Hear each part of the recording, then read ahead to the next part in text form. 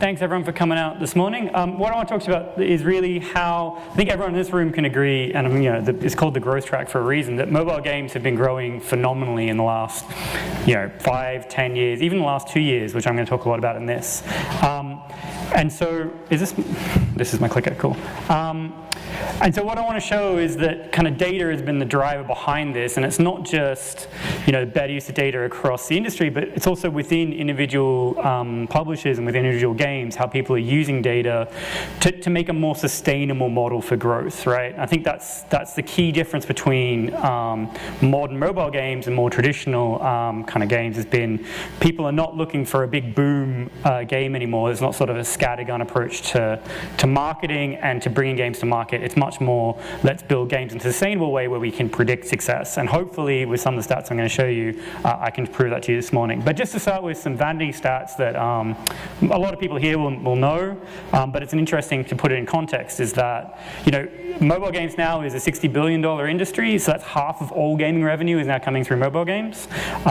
Now, this is the numbers that I find really astonishing, which is that there's more than 2 billion unique players on mobile every month, which is just a crazy number to think about. This is like, a quarter of the population of the Earth is playing mobile games now, right? As most people will know, and there's different ways you can measure this, but it's a slight majority female audience on mobile. And then the really interesting numbers are on the age demographic. So the median age of a mobile gamer is 30, but that's just because that's the median age of people that own mobile devices, right? There's actually as many mobile players over the age of 65 as there is under the age of 24. In fact, there's a real deficiency of teenagers playing mobile games. And so, what I find really interesting about this is that everyone is a mobile gamer. When you think about people that play mobile games, it's not this narrow audience that you kind of associate with core traditional games. Anyone can play a mobile game. And what I like to think about is when you flip that around and you start to say, well, how did we get here from the games audience like 20 years ago? So, rough numbers again, and people can argue with me about this if they want to. The traditional games industry is about 200 million players. You can just add up the number of consoles and gaming PCs in the world, and you get to roughly between 200 and 500 million. So the total market for PC games and console and all this sort of stuff is only around that kind of number, right? So what that means is that about 80% of people that are playing mobile games are not PC gamers. In fact, they've never been PC gamers or console gamers or any of these people that you naturally associate with the games industry. And so that's what I find astonishing. There's some other numbers here, like 60% of all phones, of all smartphones sold, will have a game installed within the first week. And so when you start to think about this and how we got to where we are, what you're seeing is that mobile gaming has brought gaming to the masses, and it's done that by taking core game mechanics. The games that people play on mobile are not fundamentally different from the games that existed in the past, but what they've done is they've taken the core mechanics, they've taken mechanics that traditional gamers loved and that core audience loved, and they've made them mass market. And my argument would be that they've done that through the use of data. They've been able to take these kind of core things that you worked for a small, narrow demographic 20 years ago, and they've been able to make it accessible to everybody, which I think is an amazing achievement. And that's what's grown the games industry from a few hundred million to billions and billions of people. So that's the good news. The slightly bad news, of course, is that actually, if you're an individual games developer in this room, you're not feeling like you may not be feeling like you're the richest person in the world, right? All this massive growth that's happened in mobile gaming, but still most games publishers are really under the pump, right? And it's because, we know the biggest games in the world are entrenched at the top of the charts. If you look in App Annie or anywhere, you can see that 7 of the top 10 grossing have been there for more than 2 years. Even some of the press you would have seen on pocketgamer.biz recently has been all about how Clash of Clans has jumped straight back to the top again because they've introduced some new monetization mechanics. And so, you are really fighting with these entrenched games that have much bigger budgets, much more reach, already a big established player base. So that's one problem. The next one, of course, is that you actually need to actually build the game to begin with. So, there's a lot of investment at the early stages to get yourself up and running before you even see a single dollar coming in. And then, of course, the real big challenge, which many people here will be aware of, is that you have to scale through paid UA, the kind of dream of the democratic app stores where people will just find your game organically and you won't have to pay for marketing. That's long gone. And so, what we see on our platform is actually less than 30% of games are ROAS positive. So is there good news? And I think there is. So what I did as an interesting exercise, so deltaDNA, for those that don't know, is a mobile engagement and analytics platform. So we track data on thousands of games, hundreds of million MAU on the platform. And so what I could do is I could compare revenues per game in 2016 to revenues per game in 2018. And what I did is I matched up the revenues from the games to their rankings in the store. And the idea here is to understand what's the distribution in revenues across the store beyond, say, rank 100, right? And what I thought was really interesting is when you compare 2016 2018, there's kind of like a 30% growth in the whole revenue in the App Store. These numbers are just for iOS in the US to avoid any sort of complications around other regions growing. And what I thought was really interesting is in 2016, 85% of all the revenue was in the top 100. And in fact, 61% of all the revenue was in the top 10. So it's massive concentration of revenue in the top games. So basically in 2016, if you weren't in the top 50 games or something like that, you were really struggling. And what I thought was interesting is when you look at 2018, actually, it's not so concentrated. In fact, there's only 34% of the revenues in the top 10. What you see is that games that are out at rank 500, 600, 1,000 have actually been able to increase their revenues by many, many factors, like 2 to 10x, basically. And I think that what's interesting about this is, number one, it shows that you don't have to be a top game anymore to actually generate meaningful revenues, but also a lot of the growth that's happening is outside of the top 10, which kind of makes sense, right? We know that the MAUs and the revenues of the biggest games, like your Candy Crushes and your Clash Clans and these kind of games have been fairly static for the last few years, but the industry is still growing, and it's growing in this mid-tier. And that's kind of what I've kind of shown here, is that actually the number of players in the US has not changed very much. Actually, ARPDAUs haven't changed very much. What's really changed is that basically people are playing longer, and in that longer period of time, they're able to make more transactions, right? So there's a much more heavy focus on engagement over just aggressive monetization. I think the other interesting thing is also to look at how people are generating revenue. So this was all sort of IAP revenue. But what is kind of fun is when you compare again 2016 to 2018, you'll see that in 2016, actually, there was 10 apps in the top 100 gross were paid premium apps, whereas actually there's only one in 2018, which is Minecraft. But then you can see there's other growth so as the paid premium model has fallen away and there's been more focus on IAPs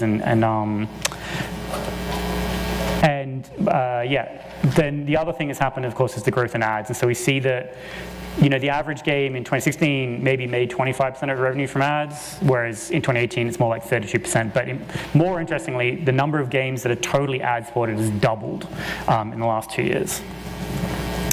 And I think the really interesting thing when you try to dig down this and understand how does this impact the strategy that people come to market with.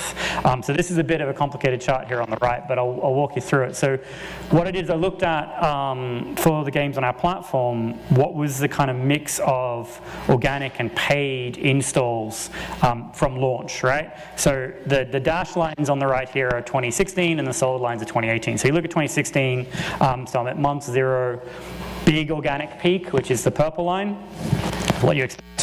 But also the paid traffic is peaking at the same time. So you launch, lots of organics, big pile in on paid UA, and then it is the boom bust that everyone's kind of familiar with, right? By the time 6 months, you're not getting that many installs. What's really interesting, 2018, we don't see that anymore. That's not the predominant way people launch games. The way they launch games, of course, they get an organic peak at the beginning. That's a lot of energy. People are interested in your game, so they're coming in and installing it. But actually, people aren't kicking in with paid acquisition until a few months after launch, right? When they start to really understand which segments of players respond well to the game. They've got a lot of data built up so they know how to target people efficiently. So they're not just throwing money out there to bring in low-value installs. They're not going to actually generate them any revenue.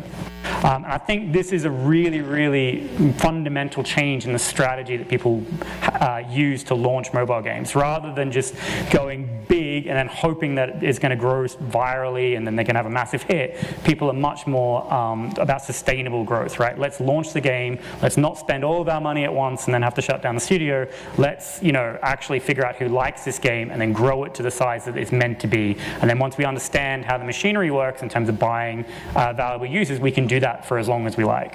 I think the really cool thing is at the end of this, you can see, again, in our data, only 40% of games launched in 2016 actually survived more than 6 months. By that I mean they had more than like 10,000 MAU. Whereas 64% of games launched in 2018, because they're using this more sustainable strategy, were able to survive. And so at this point, I kind of want to change gears a little bit to talk about, those are the stats. And I firmly believe that people have gotten smarter, but what does that mean in practice? So what have they actually been doing which is smarter? And I think it's much more about using the data to understand who the players are, what their value is, and operationally having access to stuff in a quick turnaround, so you can actually make effective decisions as a business, right? So starting off with UA, so really understanding where does the user come from. In 2016, what we saw on our games was that only people are running like maybe 3 campaigns at a time. So UA at that point was just, let's go to our favorite partner and just give them millions of dollars and hope for the best, right? Now actually we see that the typical game is running sort of 10 campaigns at any time, right? And they're using a whole variety of different content, so payable ads, rewarded ads, and stitchables. They're doing a lot of work to optimize the creatives, and also they're doing a lot of cross-promotion. So especially when you have more casual games, you might have a portfolio of 6 to 12 games. You can get a lot of very valuable installs just from cross-promotion with your own games, which is essentially free. Now, this is kind of just an example of the kind of data that people are looking at on a daily basis. They're tracking, exactly where the users came from, how many installs they got, what the CPI was, and so they can make effective decisions every day on where they're going to keep spending their marketing dollars. The other thing which we're seeing a lot more is the growth of, as I said, cross-promotion. So in 2016, what was interesting is average portfolio on our platform, so an account would have maybe 3 games on average. So most people, what they were doing was they were focusing on one big title and then sort of rolling their, maybe it was like number 2 and number 3 behind it, right? So the idea was that your games last for 6 months, you got the big one you focused on, after 6 months you do version 2, after around 6 months you do version 3, and so on and so forth, right? What we're seeing now actually is people trying to run many titles at once, so maybe 6, maybe even more for hyper-casual games. They might be running 15, 20 games at once, and using cross-promotion to actively push people around until they find the game that they really like and they really engage with.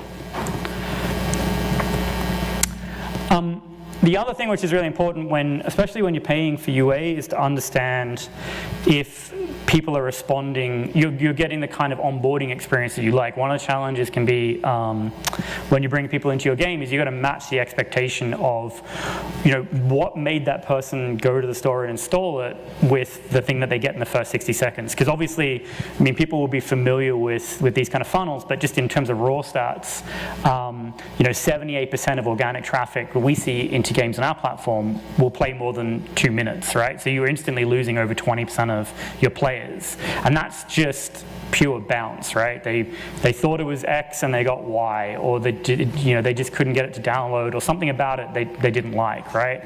And I think there's an interesting kind of art here, and as well as science, because obviously the numbers backing it up, that you have to make sure that when people are coming into your game, they're getting experience they thought they were going to get, and it's kind of nice and smooth, and there's nothing blocking them, right? And so, quite often when we see people using our platform, this is kind of an example of what they might see in terms of the data.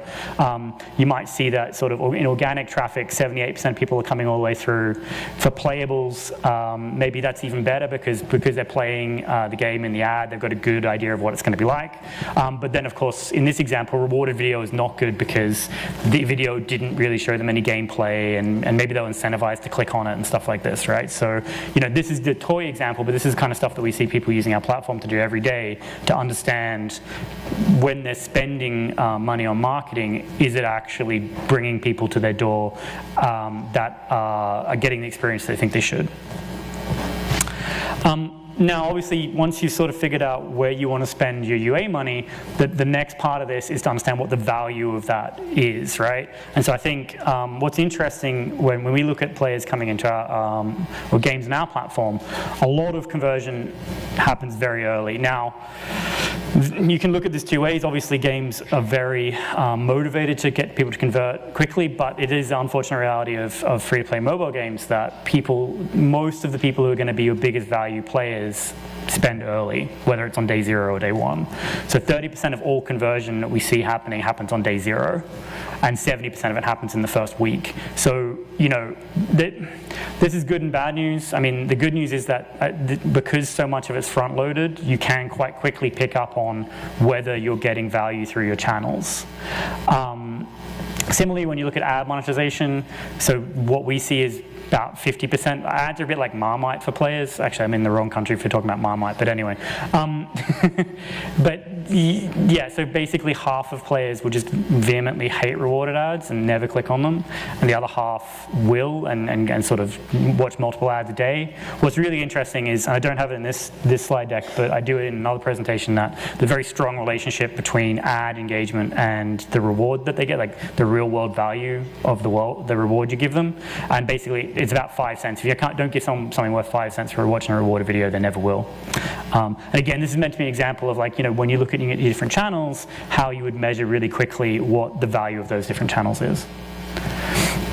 And finally, LTV. I think I'm not, you know, I could give a whole talk on LTV modeling, but it's way too early in the morning, and I'm a little bit too jet lagged for that. So, but what I was going to say is a really interesting relationship between how the best games grow the LTV of the players. And so here on the right, what I've got is basically 3 curves, which are different percentiles in terms of total LTV. And so 90th percentile is, like, you know, the most valuable game. You know, 50th percentile is the median game that we see. And what you see with the LTV curves is, especially on our platform across all the games we have, is that the games that are generating the most value basically continue to grow quite aggressively as they head out to, like, past day 90, 100, 120, right? Whereas a typical game will get most of its value in the first 50 days, and then they don't get much after that. I think this is where you start to see the really big difference between the people that are focusing on engagement and, you know, having call loops that can engage mature players as well as new players and all that kind of good stuff, right? Where they're getting a lot of value later on in the player's lifespan.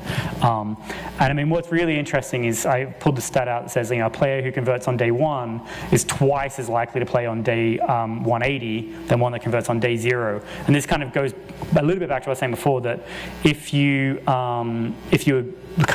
people get deeper into the game, then convert, they will kind of live a bit longer because they have a better understanding of the game. So I'm almost out of time, so I'll just I'll do my crystal ball one because the conclusions are boring. So I'll just say this: that looking forward to 2020. Obviously, this is a talk about 2016 versus 2018. So what's the world going to be like in 2020 for mobile games? And my kind of forecast is, you know, the big games will still be in the top 10, right? They've got massive budgets. They've got huge revenues coming in. There's absolutely no reason why they wouldn't continue to invest in them. So you'll still see your Clash of Clans and these big games, your Gardenscapes and those guys up in the top 10.